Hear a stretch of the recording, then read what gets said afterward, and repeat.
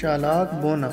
پیارے بچوں، کسی ملک میں ایک بہت ہی غریب بستی تھی جہاں ایک غریب کسان بھی رہتا تھا۔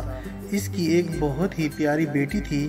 کسان اس کی شادی کے لیے ہر وقت فکر مند رہتا تھا۔ ایک دن کسان کو ایک ترکیب سوجی۔ اس نے اپنی بستی کے ایک آدمی سے کہا کہ میری بیٹی اتنی سمجھدار ہے کہ بھوسے کو سونے کی تاروں میں بدل سکتی ہے۔ کچھ دن میں یہ بات پورے ملک میں پھیل گئی۔ جب بات بادشاہ تک پہنچی تو اس نے بوڑھے کسان اور اس کی بیٹی کو دربار میں بلا لیا۔ بیچارے کسان نے بادشاہ سے کہا کہ اس کی بیٹی حقیقت میں بھوسے کو سونے میں نہیں بدل سکتی، بلکہ اس نے یہ سب اس لیے کہا تھا کہ بستی میں اس کی بیٹی کی سمجھداری کا ذکر چل نکلے اور اسے اچھا سا رشتہ مل جائے۔ لیکن بادشاہ نے کسان کی ایک نہ سنی اور اپنی ضد پر قائم رہا۔ اس نے کسان کو واپس بھیج دیا اور اس کی بیٹی کو محل کے ایک بڑے سے کمرے میں لے آیا جہاں ایک چرخہ اور بھوسے کا ڈھیر پڑا تھا۔ بادشاہ نے لڑکی سے کہا کہ کل صبح تک بھوسے کو سونے کی تاروں میں بدل دو ورنہ تمہیں قتل کر دیا جائے گا۔ یہ کہہ کر بادشاہ واپس چلا گیا۔ لڑکی چرخے کے پاس بیٹھ کر رونے لگی۔ اچانک کمرے کا دروازہ کھلا اور ایک بونا اندر داخل ہوا۔ اس نے لڑکی سے رونے کی وجہ پوچھی اور کہا کہ میں بھوسے کو سونے کی تاروں میں بدل دوں گا، مگر اس کے بدلے مجھے کیا ملے گا؟ لڑکی نے کہا کہ تم میرے گلے کا ہار لے لینا۔ بونا رضامند ہو گیا اور اس نے بھوسے کو سونے میں بدل دیا۔ اگلے دن بادشاہ کمرے میں آیا اور ڈھیر سارا سونا دیکھ کر بہت حیران ہوا۔ وہ لڑکی کو ایک اور کمرے میں لے گیا جہاں پہلے سے بھی زیادہ بھوسا موجود تھا۔ بادشاہ نے پھر وہی شرط رکھی اور چلا گیا۔ لڑکی پھر رونے لگی کہ اچانک بونا نمودار ہوا۔ اب کی بار اس نے لڑکی کی انگوٹھی کے بدلے بھوسے کو سونے میں بدل دیا۔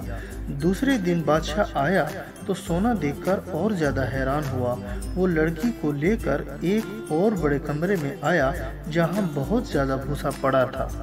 بادشاہ نے کہا کہ اگر وہ اسے بھی سونے کے تاروں میں بدل دے تو وہ اس سے شادی کر لے گا ورنہ اسے قتل کر دیا جائے گا۔ بادشاہ کے جانے کے بعد بونا پھر نمودار ہوا اور بدلے میں کچھ طلب کیا۔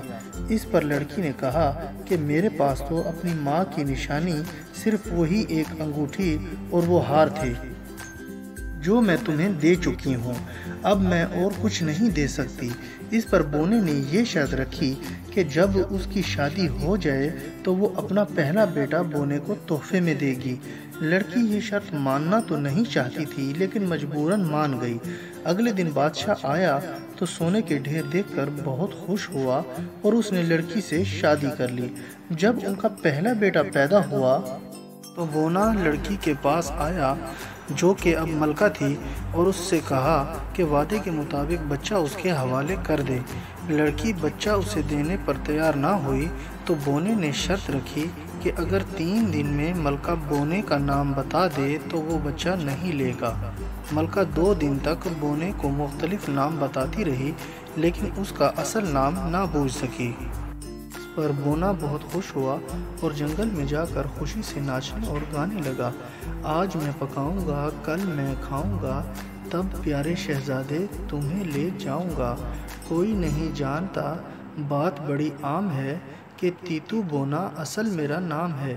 اتفاق سے جب یہ بونا گانا گا رہا تھا تو ایک درباری جنگل سے گزر رہا تھا۔ وہ درباری ملکہ کی مشکل سے واقف تھا، لہٰذا اس نے فوراً جا کر ملکہ کو یہ بتایا کہ اس نے ایک بونے کو یہ گانا گاتے ہوئے سنا ہے۔ ملکہ بہت خوش ہوئی۔ اگلے دن جب بونا آیا تو ملکہ نے کچھ نام بتانے کے بعد بونے کا اصلی نام بتا دیا۔ بونا اپنا نام سنتے ہی شدید غصے کی حالت میں وہاں سے غائب ہی ہو گیا اور اب وہ سب ہنسی خوشی رہنے لگے۔ الادین کا چراغ۔ پیارے بچوں، پرانے زمانے کی بات ہے کہ چین میں ایک بوڑھی بیوہ رہتی تھی اور اس کا ایک بیٹا الادین تھا۔ وہ بہت ہی غریب تھا، بھدا سا ان کا گھر تھا۔ الادین سارا دن گھر کے قریب ہی کھیلتا رہتا تھا۔ ایک دن الادین کھیل رہا تھا کہ اسے ایک اجنبی شخص ملا۔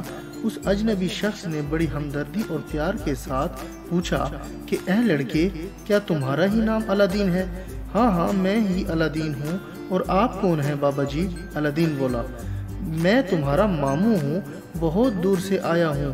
یہ بوڑھا بولا، یہ کچھ رقم ہے تمہاری امی اور تمہارے لیے، اس سے کھانے پینے کی چیزیں خرید لینا، اور تمہاری امی سے ملنے میں پھر کسی دن آؤں گا۔ اس بوڑھے نے الادین سے کہا اور چلا گیا۔ الادین بہت خوش ہوا، بھاگ کر گھر کی طرف گیا۔ چلتے چلتے الادین نے سوچا کہ اس ماموں کے بارے میں امی نے تو کبھی ذکر نہیں کیا تھا۔ تیز بھاگا، وہ رقم لے کر اپنی امی کے پاس جا پہنچا، امی سے سارا ماجرا سنایا۔ یہ سن کر امی نے کہا، بیٹا یہ سب قسمت کا کھیل ہے، اللہ نے ہماری مدد اور بہتری کا ایک بہانہ بنا دیا ہے۔ لیکن وہ یہ نہیں جانتے تھے کہ وہ بوڑھا تو افریقہ کا ایک جادوگر ہے۔ اگلے ہی دن پھر وہی بوڑھا ماموں بہت سے تحفے، کپڑے اور اچھی اچھی کھانے پینے کی چیزیں لے کر آیا۔ اس نے الادین کو اپنے ساتھ چلنے کے لیے بھی کہا۔ الادین ابھی بچہ ہی تھا، وہ اس قدر اچھی اچھی کھانے کی چیزیں اور پھل اور میوے دیکھ کر بہت خوش ہوا، اور پھر وہ اس ماموں جان کے ساتھ ہو لیا۔ وہ کئی میلوں تک چلتے رہے اور اس کے بعد وہ ایک بڑی سی چٹان کے پاس پہنچ گئے۔ بوڑھے ماموں نے کچھ عجیب و غریب الفاظ بڑبڑائے، اس سے چٹان کا ایک پتھر سرک گیا اور سامنے ایک دروازہ کھل گیا۔ بوڑھے جادوگر نے الادین کو اس غار کے اندر جانے کو کہا اور یہ بھی حکم دیا کہ سامنے جو ایک چراغ پڑا ہے وہ اٹھا کر باہر لے آؤ۔ الادین ڈرتے ڈرتے غار میں اتر گیا۔ وہاں تو ہر طرف ہیرے اور موتی ہی تھے، اور چراغ بھی ایک تراشی ہوئی چٹان پر پڑا ہوا تھا۔ الادین اتنے زیادہ ہیرے اور موتی دیکھ کر حیران رہ گیا اور کچھ سوچنے لگا۔ غار سے باہر بوڑھا جادوگر الادین کو بار بار پکارتا رہا کہ الادین جلدی باہر آ جاؤ۔ الادین نے بوڑھے کی بالکل پرواہ نہ کی۔ بوڑھے جادوگر نے ناراض ہو کر بڑے سے پتھر سے غار کا دروازہ بند کر دیا اور وہاں سے چلا گیا۔ الادین اب تو بیچارہ غار کے اندر قید ہو گیا، لیکن جیسے ہی اس نے چراغ کو ہاتھ لگایا تو غار کے اندر ہی ایک عجیب و غریب آواز کے ساتھ ایک بڑا سا جن حاضر ہو گیا اور بولا، کیا حکم ہے میرے آقا؟ الادین نے ڈرتے اور سہمتے ہوئے کہا، جلدی سے مجھے غار سے نکال کر میرے گھر لے چلو۔ جن تو الادین کا ہر حکم ماننے کے لیے تیار تھا۔ جن نے فوری طور پر الادین کا حکم مانا اور آنکھ جھپکتے میں ہی الادین اپنی ماں کے سامنے کھڑا تھا۔ اس طرح اچانک آمد پر الادین کی ماں بہت زیادہ حیران ہوئی۔ الادین نے بتایا کہ میں نے ایک چراغ کے ذریعے ایک جن کو قابو کر لیا ہے اور وہ جن میرا ہر حکم مانتا ہے۔ پھر تو الادین اس جن سے ہی ہر کام لینے لگا تھا، جو جی میں آتا اس سے منگوا لیتا۔ بڑی اچھی زندگی گزرنے لگی اور وہ بہت ہی خوشحال اور امیر ہو گئے۔ خوشحالی اور عمارت کے بعد ان کے رہن سہن اور خیالات میں بھی نفاست اور عمدگی پیدا ہو گئی۔ اچھے اور امیر لوگوں کے ساتھ میل ملاقات ہونے لگے، اور ایک وقت ایسا آیا کہ الادین بادشاہ کی بیٹی پر عاشق ہو گیا، اس سے شادی کرنے کے لیے تیار ہو گیا۔ پھر ایک دن قیمتی زر و برق لباس پہن کر الادین اور اس کی والدہ شاہی محل میں پہنچ گئے۔ ماں نے الادین کی شادی کا پیغام دیا، بادشاہ نے اس پیغام کو قبول کر لیا۔ الادین نے گھر واپس آ کر جادو کے چراغ پر ہاتھ گھسا اور جن کو حاضر کیا، اس سے ایک شاندار محل بنوایا۔ اس محل کو بڑی خوبصورتی سے سجایا گیا اور پھر الادین اور شہزادی کی بڑی دھوم دھام سے شادی ہو گئی۔ الادین اور دلہن کو بہت ہی خوبصورت پالکی میں بٹھا کر محل میں لایا گیا اور ایک بہت بڑا جشن منایا گیا۔ بہت فراوانی سے خرچ کیا گیا، دلہا دلہن پر سے دولت لٹائی گئی، غریبوں اور حاجت مندوں کو خیرات کی گئی اور معذور لوگوں کو رقم دے کر بہت خوش کیا گیا، گویا غریبوں کی عید ہو گئی۔ الادین اور شہزادی خوشی خوشی زندگی گزارنے لگے، ہر طرح کی خوشحالی اور خوشیاں موجود تھیں۔ اور ادھر بوڑھا جادوگر اپنے چراغ کو ڈھونڈ رہا تھا۔ گلی گلی، نگر نگر، کوچا کوچا وہ پرانے چراغوں کے بدلے میں نئے چراغ دینے کی صدائیں لگا رہا تھا، لیکن دلہن شہزادی کو الادین کے اس پرانے سے چراغ کی قدر و قیمت معلوم نہیں تھی۔ وہ بوڑھے کی آواز سن کر اس پرانے چراغ کو اٹھا لائی۔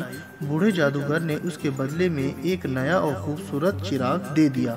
اگلے ہی لمحے بوڑھے جادوگر نے اس چراغ پر ہاتھ گھسا کر جن حاضر کر لیا۔ الادین کے محل اور شہزادی کو اٹھا کر افریقہ میں لے گیا۔ اور پھر دلہن رانی اور الادین کو ہزاروں میل دور افریقہ کی ویرانیوں میں پھینک دیا۔ اپنے محل اور ملک سے دور ویرانے میں شہزادی اور الادین بہت پریشان ہوئے، لیکن فوراً ہی الادین کو وہ انگوٹھی یاد آ گئی جو جن نے اسے دی تھی۔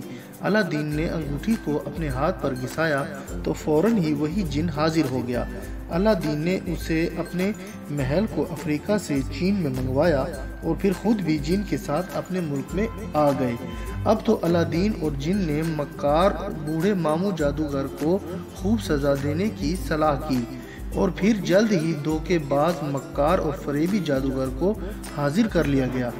بوڑھے جادوگر نے الادین کے پاؤں پکڑ کر معافی طلب کی، لیکن الادین نے کہا تمہیں معاف نہیں کیا جائے گا، تمہیں اسی غار میں لے جا کر سزا دی جائے گی۔ اسی دوران میں الادین نے جادو کا وہ چراغ بھی اس سے واپس لے لیا تھا۔ پھر غار میں لے جا کر بوڑھے کو موتی اور ہیرے لانے کی غرض سے غار میں اتارا گیا اور باہر سے بھاری پتھر سے دروازہ بند کر دیا گیا۔ یوں وہ جادوگر ہمیشہ ہمیشہ کے لیے قید ہو گیا۔ پھر الادین نے محل میں اس چراغ کے لیے ایک خاص کمرہ بنوا کر اسے ہیروں، نگینوں اور موتیوں سے سجایا اور ایک چبوترے پر جادو کا چراغ لٹکا دیا اور حفاظت کا بھی خاص انتظام کیا۔ اس طرح الادین اور شہزادی امن اور خوشی کی زندگی گزارنے لگے۔ اور بچوں، میں امید کرتا ہوں کہ آپ کو میری یہ کہانی پسند آئی ہوگی اور آپ اس کو لائک، شیئر اور کمنٹس بھی کریں گے۔ اور سب سے ضروری بات یہ ہے کہ آپ میرے اس چینل کو سبسکرائب کرنا نہ بھولیے گا، اس سے آپ کو میری نئی کہانیوں کا بھی پتہ چلتا رہے گا۔ اور اب میں اجازت چاہتا ہوں، اپنا بہت خیال رکھیے گا۔ اللہ حافظ۔